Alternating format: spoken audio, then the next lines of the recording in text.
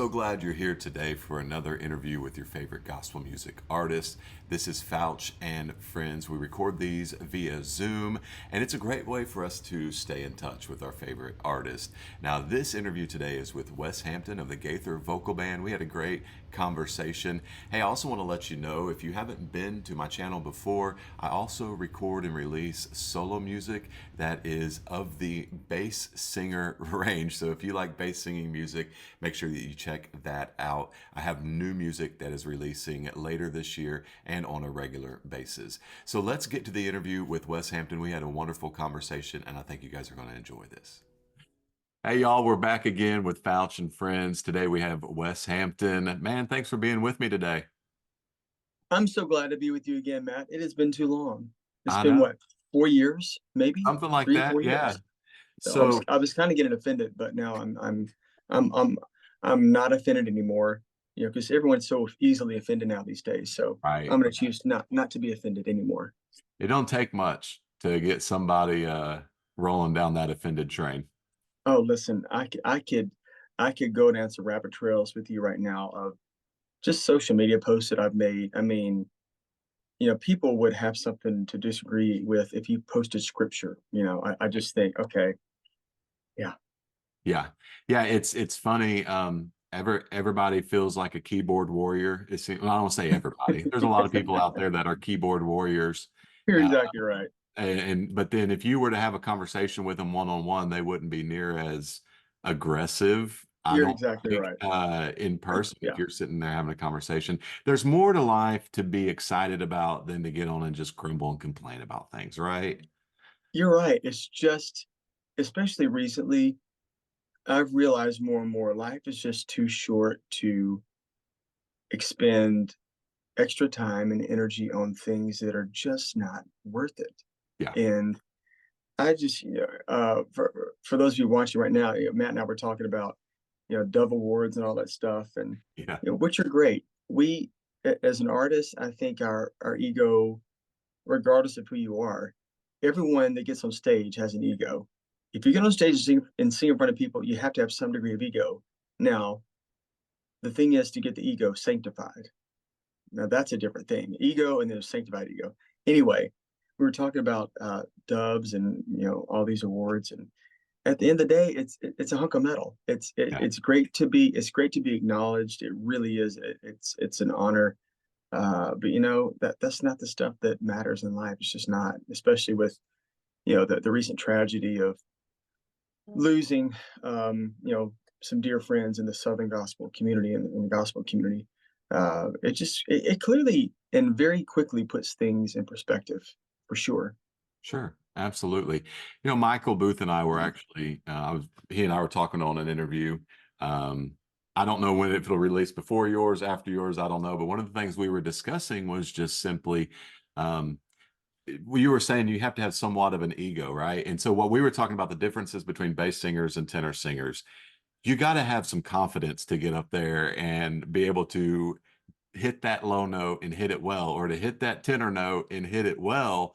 Because if you don't have that confidence, um, you're going to get in your mind. It's not going to be there. You're going to miss the note You, or whatever. So I you got to 100% agree. have some of that to do the job, right? You But at the do, end of the day, I 100% agree. You got to keep the main thing.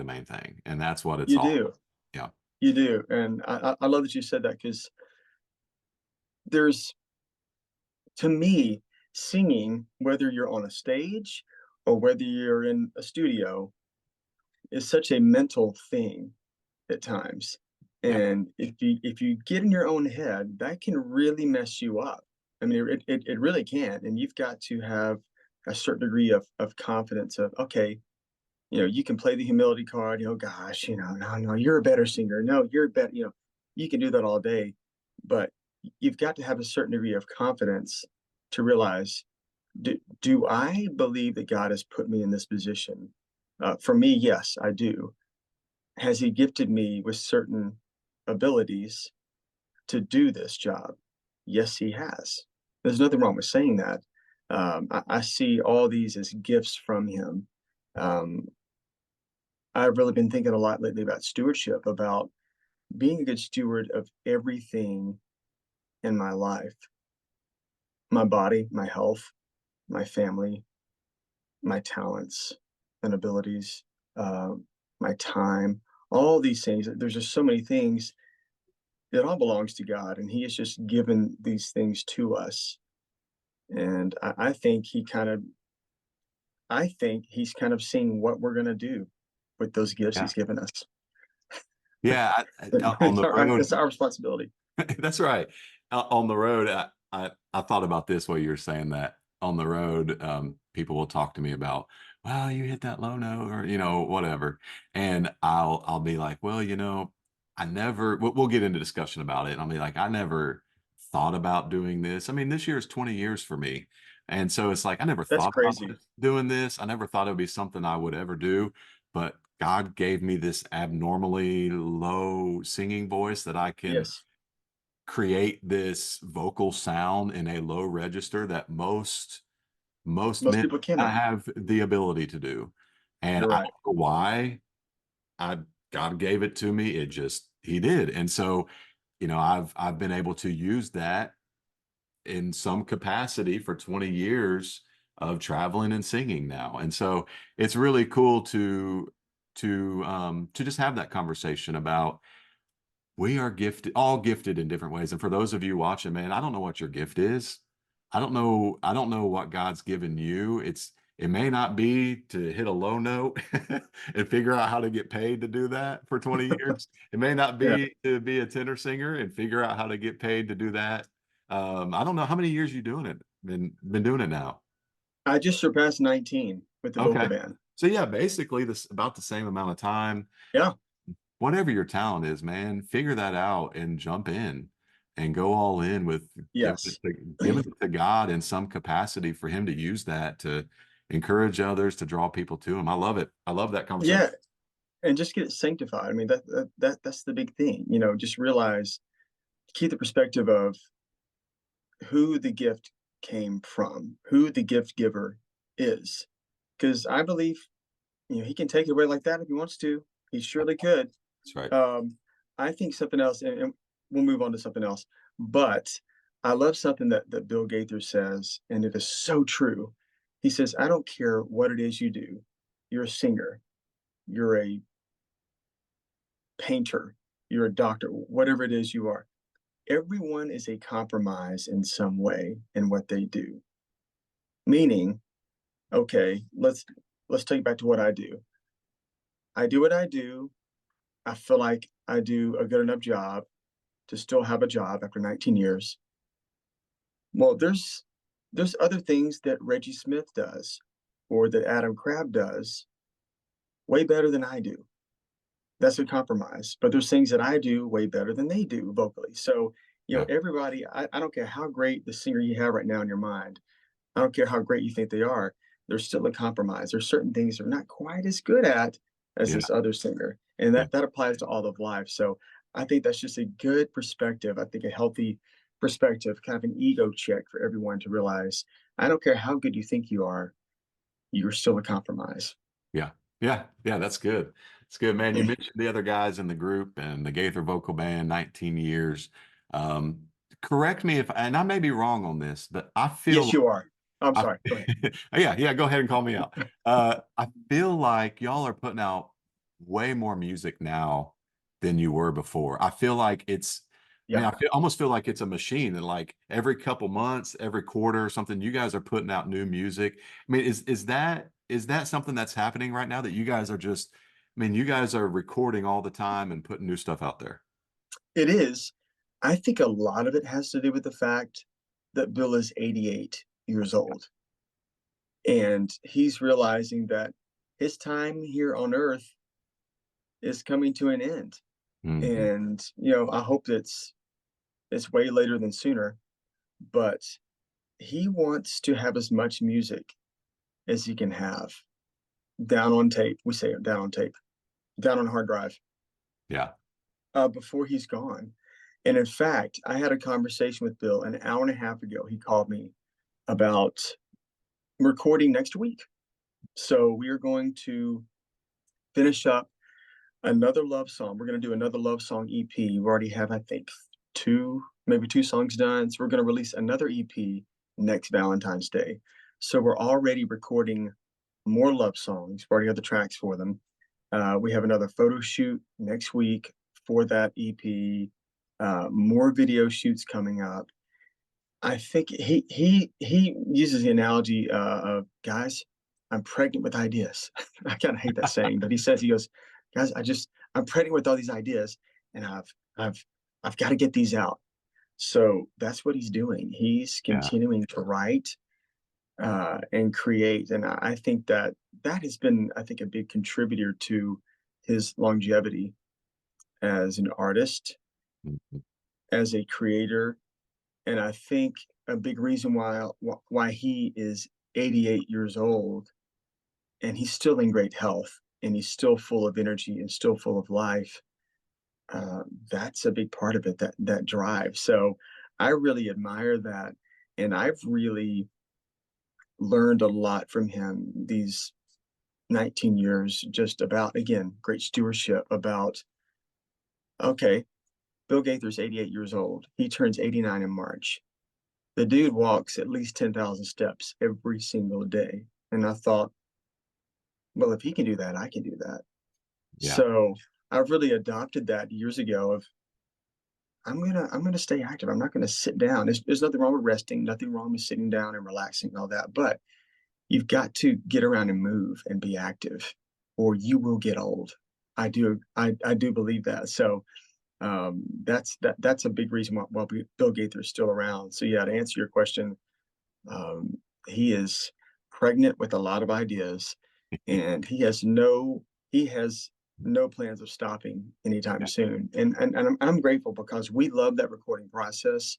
Yeah. And we're actually doing a new version of "Then Came the Morning." It's an amazing track, and I'm so excited because Adam's going to kind of take the lead toward the end and kind of drive it like only he can do. And I think it's going to be really, really powerful. Gloria has this. I mean, I've got goosebumps. Gloria has this incredible reading that she's written. That's going to kind of we're going to sing some. She's going to come in and kind of tell some of the story of Jesus. Then it's going to go back to us singing, and then she's going to come back about the crucifixion and the resurrection. It's going to be awesome. So Bill and Gloria are still going strong, and I'm thankful. That's awesome. What's been your favorite?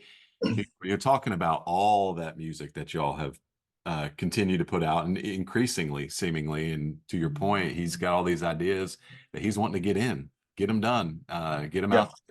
out. What's been your favorite part, let's say, over the last year, or your favorite? I shouldn't say part. Your favorite release, favorite song that Oh you guys man, have put out.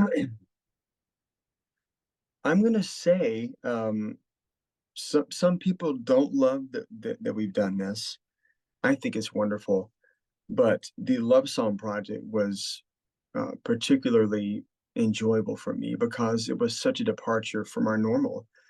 Hmm. And some people complain, well, why don't you just stick to spiritual songs? Why don't you just stick to songs about Jesus? And we say, well, we think there's nothing much more spiritual than a marriage Yeah, between a man and a woman, that connection, that spiritual connection that God orchestrated. And so we're going to sing to our wives because we love our wives. We're going to celebrate that. So I think it's a very spiritual thing. You don't have to have a spiritual Christian song for it to be a spiritual experience. yeah, So that's why we did that. And it was just fun to actually, for me, honestly, to learn some songs that I never heard, or songs that I may have heard once as a kid. Songs by the Four Freshmen, Neil Sedaka, Neil Diamond, just great. Bill calls them innocent love songs for cynical times. mhm, Because if you look to the media, if you look uh, at what's been shown on TV, at the movies, that's what Hollywood wants us to believe love is, yeah, and it's completely opposite. They're missing the whole point of intimacy. yeah, So I just think it's a great time to really reflect and think about what real intimacy is. When in regards to our spouses, in regards to intimacy with God. hmm, So the love song project was really, really fun for us to do. yeah. I love that. I've been personally recording some solo music lately, and one of the songs that I put on there was I brought my wife in to do a duet with me, and it wasn't necessarily a love song, but it was an old song that Tennessee Ernie Ford had recorded. That's at least who I heard sing it, and he did a duet with a lady on it. It's called "Hey Good Looking." And it's at the beginning of the song, I'm like, "Hey lady, you're looking good tonight," type of a thing. And then she's like, "You're not looking too bad yourself," type of a deal. And then we go into singing the song. And it's just fun for me and my wife to be able to It record is. something like that together, to say, hey, there is beauty in that when you find that person that you're connected with, and you've gone about it the way that God has laid out, and say this is a beautiful thing, the way God crafted it all and put it together, that you can have fun within the bounds of that love that God has put together for you too.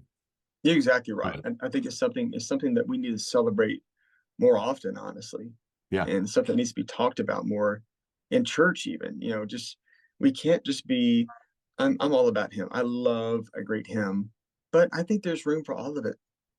As long as it's good quality stuff, I think there's room for a little bit of everything, and we just need to embrace that diversity of there's nothing wrong with a great innocent love song. It's just not, we're not going to sing it as a congregational in church, but Stand and I think sing it's "Hey great. Good Looking" with us, folks. That's awesome.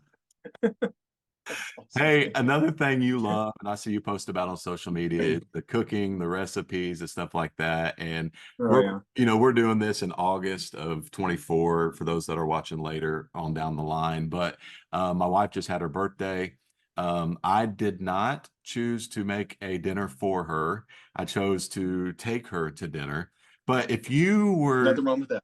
if I had called you up and said, "Hey, man, what is the one meal that I can put together that is going to be easy for a guy like me that is not a cook, but is going Oh to, when she man, tastes it, and if I do it correctly, when she tastes it, she's going to be like, wow, babe, you did awesome." you did awesome. What's that Okay, so meal that I should have done, or I should look at doing in the future? I was thinking what I would make. So for you to make, I think if you can cook a great steak, if your wife is a beef eater, I think a great steak with some simple sides is kind of the way to go. It really is. I think, or does your wife like seafood, or do you like seafood? Yeah, we eat fish on a pretty regular basis. Okay, We'll okay. do it. We'll also do So a shrimp boil from time to time. okay, okay. Yeah, So I think one of my favorite things, and it is so simple, is just a simple seared scallop. My wife does not eat anything out of the water. She has tried it. She does not like it. It's my favorite, I think. Seafood is my favorite. okay. But I love a simple scallop, and it is so easy. Just get all you need is a cast iron pan. You need no fancy equipment, a pair of tongs, a cast iron pan, some oil, and a little bit of butter, maybe some thyme, some garlic if you want to do that. Simply salt the scallops, make sure that they're good quality, Yeah, super dry. Salt them, sear them in a really hot pan on one side, just a couple minutes as they cook really quickly. Once they get a good crust, turn them back on the other side, let them sear, add some butter to that, and maybe a little crushed garlic, and just start kind of bathing that with a spoon. Have you seen the chefs on TV? They kind of yeah, tilt the pan and get the yeah. butter and kind of baste the tops. A couple more minutes, that's done. So your protein is done. And then, just whatever you want for the sides. My wife loves any type of potato. So whether it's au gratin, or whether it's just a simple baked potato or mashed potatoes or whatever. I think that's kind of hard to beat. Or again, or steak. Do the steak the Yeah. same way. Start out hot pan, sear it, get you a little instant read thermometer, which you can get super cheap, and just make sure you pull that off the heat to rest before you cut into it, because it's going to continue to raise in temperature 8 to 10 degrees or so while it rests. So I think that's just, to me, I've learned the simpler is the better most of the time. Okay. It just is. So when I've gotten scallops before, when eating out, or on a cruise or whatever, right? they always have some kind of sauce. I don't Mhm. say always, but typically they have some kind of a sauce. So you're saying forgo the sauce, just do the butter and the seasoning on it, and just do that with some sides. You can, yes, or you can also have this on the side. This is called a beurre, which is French for butter, Monte. It's a mixture. It's just two ingredients. It's butter and water. That's all it is. Okay. Okay. And I think the ratio is about 10 tablespoons of butter to 3 tablespoons of water. Okay. You bring your water to a simmer and you slowly add your butter a tablespoon at a time and you whisk after each dish until it's totally melted. That's going to create an Taking notes emulsion. here. So what you're doing, you're creating a butter sauce is what you're doing, but it's real smooth, real silky, real velvety. And to that, if you want to add a couple of crushed cloves of garlic that you can fish out, and that will infuse that garlic flavor in there. Add a little salt, a little pepper at the end. It's going to stay real velvety. Once you plate your scallops, you drizzle that beurre monte over the top, and it's just this beautiful velvety, buttery sauce, and it's fantastic. Great over fish, over steak, over in chicken. It's great over anything. It's fantastic, and it's super simple. So, gentlemen that are watching, or ladies, if you haven't been able to take notes, Wes, do you have this recipe in one of your books that I could we could So, get? that uh, beurre monte is not in a cookbook. I Oh, just released my third one, but I'm third. probably going to put it in my fourth one. Wow. Yes. Okay. So yes, I just Okay. released Recipes 3.0. That recipe is not in there, but again, it is so easy. I would almost be ashamed to even put it in there as a recipe. I mean, you can even Google it. Right. Beurre Beurre Monte Monte is what it's called. And there's all different variations. You can flavor it however you want. So you can look online for inspiration of you can flavor them with all sorts of things. But I kind of like it simple, especially to the scallop. You don't want to mask that flavor too much. Right. But Right. it's a super simple but impressive way to present your food, and that to me is so fun when you present something that looks like it was a lot of work, but it really wasn't, and they're impressed. You think, oh, What I'm okay, talking yeah, about. That's the it's route it's I need to it's go. it's pretty darn easy. It really is. And then for dessert, you got to make a creme brulee. Okay, make it from scratch. Don't go to Sam's or Costco somewhere and buy it pre-made because it's so incredibly easy. I do have three different recipes in my new cookbook. There's a vanilla bean, there's a coffee, and there's a chocolate. And I don't know if you've ever made creme brulee, but it's basically egg yolks, heavy cream, sugar, and then vanilla, and then a tiny pinch of salt. That's it. And you just bring those things together, and it's super simple to make. But again, that's one of those things that people think, oh, it's so difficult to make. It's not. It's so easy to make. And again, it impresses people. Well, now the that one specifically is when I see it on the menu at a restaurant, I It's hard to not get it. if I'm going to get dessert, I gravitate towards Yeah, that item, that or cheesecake. So yeah. if that's on the recipe book, then I probably need to grab that one so I can start making my own. I'll It's head to your so easy. website and place an order. Uh, I so might, I might, I might just have to hook you up, Matt.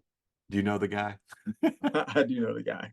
Okay, so you're on the road. You guys are doing catering. I mean, are you the critic that everybody is like, we got to make Wes happy with what we're providing for dinner today, or So, is okay. that not a thing? So if it's like Legacy 5 when y'all travel, we're kind of at the mercy of whatever they're serving Yeah. whether it's an old lady, sweet old lady at the church that's made it, or if they've catered it in. It's a total crapshoot when it comes to food. Sometimes weekend will just be slamming. It'll be awesome food. It'll be, a few grandmas in there in the kitchen just throwing it down and just killing it. And other times it's this catering company that I think, how are you in business with Right. food this terrible? These Yeah. green beans taste like you open the can, you pour them in the pan, and Yep. you heat it up. That's what it tastes like. Because that's Mhm. probably what they did. And then the next night it'll be these awesome grandmas that have put down fresh green beans and put some bacon in there, They put snapped them. some put some pork fat in there, put a little brown sugar in there, and it's just, Yep. it's night and day different. So, I love it. but yeah, I tend to not voice my opinion too much because people know I'm pretty critical of food. And here's the thing: to me, food doesn't have to be fancy. It doesn't have to be expensive. I just want it to be good. Right. Yeah. I just like simple, great food. I really do. Um, So I just think my whole thing is this: my wife just shakes her head and she says, "Babe, you've got to lower your expectations." I said, "Well, if I'm in a restaurant and I order whatever, um, okay, if I'm at McDonald's and I want an order of fries, I want some hot fries. yeah. I don't want some room temperature or cold fries. When I'm paying money for that and when I'm eating French fries, I just want it to be good. That's Right. not too that's not too much to ask, is it? Well, I think that goes back to the what you were saying earlier about the steak or the scallop, man. It ain't you don't have to overcomplicate it. I, You Matt, really Matt, don't. it's easy enough, Matt Fouch. You can do it yourself. Just a little seasoning. Just make sure you don't overdo it, but you can make it good, and it's not that hard. You So, can't. I think the best food I've had is the most simple. When it comes to something like a steak, there's all different types of methods. You can throw it on the grill. You can do what's called a reverse sear. You can Google that. What's a reverse sear? A lot of people are doing reverse sear now, where basically you get your meat, you put it in a roasting pan, whatever, a Pyrex dish, whatever. Okay, something that will withstand the heat. You put a little thermometer right in the middle of the meat, and let's say you want your steak to be. I like my steak at about 140 degrees, which is on the verge. Is a, I think a perfect medium. On okay. it's kind of in between medium rare and medium. Okay, Okay. put my thermometer there. You put it in the oven, and you keep track of that thermometer. Once it reaches about 138 or so, you pull it from the oven. Now the outside is gonna be gray. It's gonna look kind of ugh, but the inside is gonna be cooked perfectly from top to bottom. And all you do, you take that steak, have a hot pan with oil, salt, kosher salt, the top of that and the bottom of that steak, and sear it for about 1 minute per side. You get a crust, and you have a perfectly cooked steak from end to end, and it's super, super easy.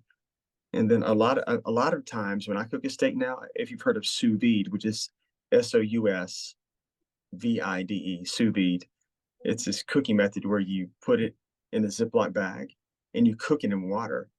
And again, you set your water to 138, 140, and you can let it cook all day long.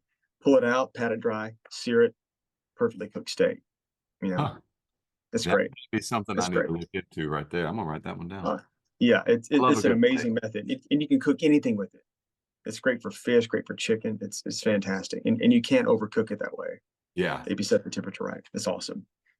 Hey, I don't tell mean for this to turn into a cooking episode, yeah, but it's all good, man. I love it. That's what I love about doing these is that I mean, you just don't know what we're going to chat about, and I love chatting about life and stuff that interest you as the artist, not just talking about your single or whatever. right, because I'm glad you said that because my as much as I love music, as much as I love to sing, it is not my world. Yeah, It's not. it's right. It is. It's what I do.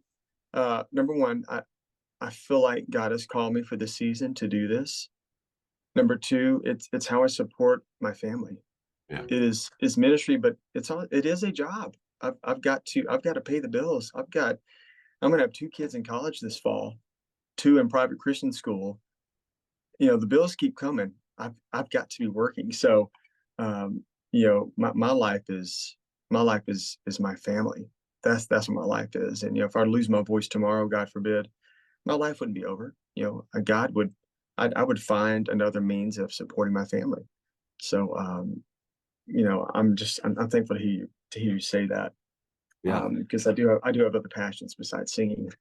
Well, one of the things we got a few more minutes here. One of the things I did want to ask you about, and I wanted you to share with the folks watching, man, just an update on your family, and you kind of touched on it a little bit there with the kids and stuff. But just Yeah, tell us how. I mean, it's amazing to think. And okay, if you only talk with someone in an interview every 3 years, 4 years, 5 years, something like that, it's like their kids that were in middle school are now in high school or college, and like you don't even yeah. think about the time that's passed. I mean, my boys are now 8 and 12. When we talked, they were 4 and 8. So Oh like, my gosh. everything is Yeah, totally different now, that's and so crazy. Give everybody an update on the family. It is crazy what a few years can do. So Barrett, our oldest, is 20 years old, and he's about to start his junior year at Trevecca Nazarene University, my alma mater, and Andrea's alma mater. That's where we met, and fantastic school. Hudson is now 18, and he will be going to Trevecca on August the 20th Okay. with Barrett. So we'll have two at Trevecca, and Barrett is doing commercial music, and Hudson right now is planning on doing sport management. And then Card and Sutton are 15 and 14, and they are both sophomores. And they're going to a new Christian school here in Murfreesboro, where we live. And so far, we're loving it. We've just absolutely loved the teachers that we met. In fact, we had a parent-teacher meeting a couple of nights ago. Just kind of walked through, each one of their classes, met all the teachers. They were just fantastic. So life is busy. It's crazy. It's quite expensive. I thought when the boys were young that it was expensive with, the diapers, the formula, all Yeah. the toys, this, that. I had no clue. Yeah. I had no clue. Just wait till you add them to your car insurance. And then I'm in the process now of shopping for a car for our 15-year-old who's going to be 16 in November. I just think, oh Lord Jesus, help me. Please give me the diapers back. Can we go back to the diaper formula Yeah, budget? yeah, yeah. Yeah, So, where's the diapers man, and formula budget at? I'm ready for that one. it's as stressful as that is at times. It's a completely new stage that is so rewarding as well, because now I'm in a place where my boys, they can handle more. I I can have a little more adult humor with them instead of, the little kid humor. And it's just fun to kind of enter this new season with them of, okay, I can see, because I've always heard you're not supposed to be best friends with your kid. You're supposed to be a parent. That's not your job to be your child's best friend, to be a parent. But it makes me look forward to, I don't want to wish this away, but it makes me look forward to the moment when they are adults, to where you can be best friends when you're no longer parenting them. Yeah. Uh, so that to me is really exciting to think about the next phase, even of just, okay, I'm going to enjoy this phase, but it's something to look forward to in this next phase, this next season, when when they're married and when they start having kids and all that. And Love it. I'm 46 years old, and it's just crazy to think I've been doing this for this long, and how I saw a video the other day of myself, which by the way, I cannot stand to watch myself on video. It would probably behoove me to do that though, but I just hate it. But it was when I first joined, and I was literally a kid. I was 27 years old, and I thought, oh my gosh, I look so young. And it's kind of cruel to watch yourself grow up on video. Yeah. Yeah. Yeah. You have plenty of opportunity for that with all the Oh videos and man, recordings y'all have yes. done over the 19 years. Man, we got just a minute here. Just share a little thought with the folks. Share. I know you love the folks that are watching this, and you appreciate their Oh yes. support. So share a little word with them as we say goodbye to them. Sure, sure. I am so appreciative of so many of our supporters who continue to listen to our music, continue to come to the concerts. So we can't tell you what that means to us, that you choose to support us in that way, because we could not do what we do if you did not listen to our music, if you did not come to the All right. concert. So thank you, and I speak on behalf of all artists when I say that. And I just want to encourage you to just really briefly that we know there's a lot of negativity, there's a lot of uncertainty right now in the world. I Mhm. think, Gloria Gaither says the world has never been stable. I think it's just more in our faces now than it's ever been because of these Yeah. devices in our hands. And I just want to encourage you that our hope comes from Jesus. Our hope comes from the promise that He will not leave us, He will not forsake us, that He's working all things for our good. Does that mean we're not going to understand things from time to time? Yeah, it does. I have lots of questions as to why certain things have happened and why certain things have not happened. in my own life, and I've just got to trust that He does know what is best. So if you're in a place right now of maybe loneliness, of desperation, of hopelessness, whatever it is, I just want to remind you that our hope comes from Jesus. It doesn't come from the things of this world. It comes from Jesus. So Yeah. I just I know that I need to be reminded of that in my own life from time to time. So Yeah. Matt, I appreciate you having me on here. It's a pleasure. Yeah, man. I always enjoy chatting with you. And I think that's a great way to end it out. Our hope is in Jesus, not in anything of this world. And that's what we have to continue to keep our focus on day in and day out, sometimes even minute by minute, right? I mean, it's just Yes. you never know wherever you're at in life that season. So I appreciate it, man. Thank you for sharing your heart on that. Thank you, Matt. I appreciate it. Guys, thanks for being here. Thanks for tuning in for another Fouch and Friends interview. As we said during the interview, you can catch all of Wes's stuff online. You can check him on his socials.